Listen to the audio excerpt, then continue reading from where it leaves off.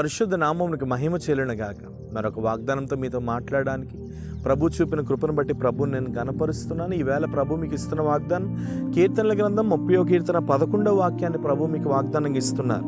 నా ప్రాణం మౌనముగా ఉండగా నిన్ను కీర్తించున్నట్లు నా అంగలార్పును నీవు నాట్యముగా మార్చి ఉన్నావు. దేవునికి స్తోత్రం.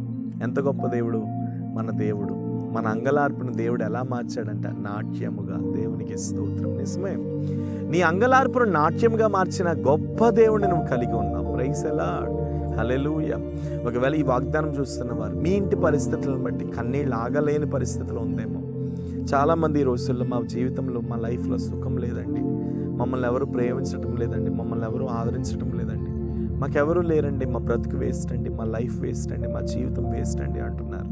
ఒక విషయాన్ని మీరు గుర్తుపెట్టుకోండి, యేసయ్య మీ కొరకు ప్రాణం ఇచ్చిన నాటి నుండి నేటి వరకు కూడా మీ జీవితం ఎప్పుడు వేస్ట్ కాదు. దేవునికి స్తోత్రం. ఎప్పుడు వేస్ట్ కాదు. ఎందుకంటే నిన్ను ప్రేమించడానికి నీ దేవుడు సమర్థుడైన దేవుడై ఉన్నాడు.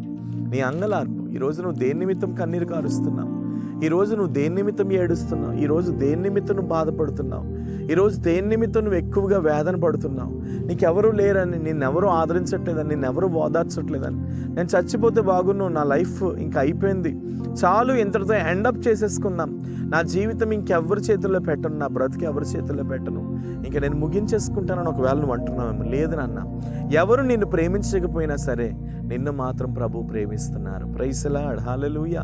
నిన్ను మాత్రం దేవుడు ప్రేమిస్తున్నారు. నీవంటే యేసయ్యకు చాలా ఇష్టం.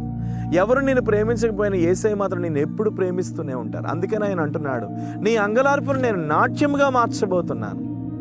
దేవునికి స్తోత్రం. నిజమే కదా, నీ అంగలార్పు, నీ కన్నీరు, నీ వేదన ఒక నాట్యముగా. అంగలార్పు అంటే దుఃఖముతో ఉన్న వ్యక్తికి ఇంకా లైఫ్ అంతా అంతే అయిపోయింది అనుకునేటువంటి వ్యక్తికి అంగలార్పు వస్తుంది. నాట్యం అంటే అన్ని విషయాల్లో ఆనందం. అంటే నేను చేతిలో నుండి తీయదనంలోనికి, వేదనలో నుండి ఆనందంలోనికి, దుఃఖంలో నుండి సంతోషంలోనికి, భయంకరమైనటువంటి రోదన జీవితంలో నుండి భయంకరంగా నాట్యమాడే జీవితంలోనికి దేవుడు నేను తీసుకొని రాబోతున్నాడు. నువ్వెందుకు వేదన పడతావు? ధైర్యం తెచ్చుకో. ప్రతి పరిస్థితులు మారబోతున్నాయి. నీ కుటుంబంలో ఉన్న ప్రతి అల్లకల్లోలము ఆనందంగా మారబోతుంది. ఇప్పుడే నజరేయుడైన యేసు నామంలో దేవుడు వాటన్నిటికీ ఆజ్ఞాపించబోతున్నాడు. నువ్వు రిసీవ్ చేసుకో, ధైర్యం తెచ్చుకో, నిబ్బరము కలిగి ఉండు. ఎలాంటి పరిస్థితులు ఎదురైనా ధైర్యంగా వెళ్ళిపో. వెనుకున్నవి మర్చిపో, ముందున్న వాటి కొరకు వేగిరపడు. నీ పక్షంగా ఉన్నది మనిషి కాదు, నీ పక్షంగా ఉన్నది సజీవం కలిగిన దేవుడు. ఆయనకి అసాధ్యమైనదంటూ ఏదీ లేదు. ఏ కార్యంనైనా ఆయన జరిగిస్తాడు, ఏ అద్భుతమునన్నా ఆయన చేయగలడు. కాబట్టి ధైర్యం తెచ్చుకో, నిబ్బరం కలిగి ఉండు. నీ అంగలార్పును దేవుడు నాట్యముగా మార్చబోతున్నాడు. కాబట్టి నువ్వు ఒకటే చేయి, స్తుతించు.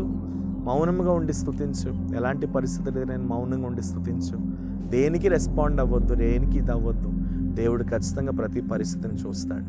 ప్రేమ నమ్మకం కలిగిన తండ్రి, ఎంతమంది అయితే ప్రభువా ఈ వాగ్దానం చూస్తూ వారి అంగలార్పును నాట్యంగా మార్చమని ప్రార్థిస్తున్నారు. యేసు నామంలో వారి ప్రతి అంగలార్పు నాట్యముగా మార్చబడును గాక.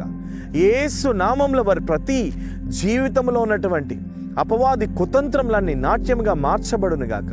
ఇప్పుడే వారి భవిష్యత్తులో నీ ఆశీర్వాదాన్ని విడుదల చేస్తున్నాం. వారి బ్రతుకులో నీ దీవెనను విడుదల చేస్తున్నాం. ఇది మొదలుకొని నీ కృప వెంబడించును గాక. ఇది మొదలుకొని నీ ఆశీర్వాదం వెంబడించును గాక. ఇది మొదలుకొని నీ దీవెన వెంబడించును గాక. వారు బహుగా ఫలించుదురు గాక అని ప్రార్థిస్తున్నా. మీరు ఆశీర్వదించండి. ప్రతి సమస్య నుండి విడిపించి నీ నామంలో అద్భుతం చేయమని ప్రార్థిస్తున్నాం.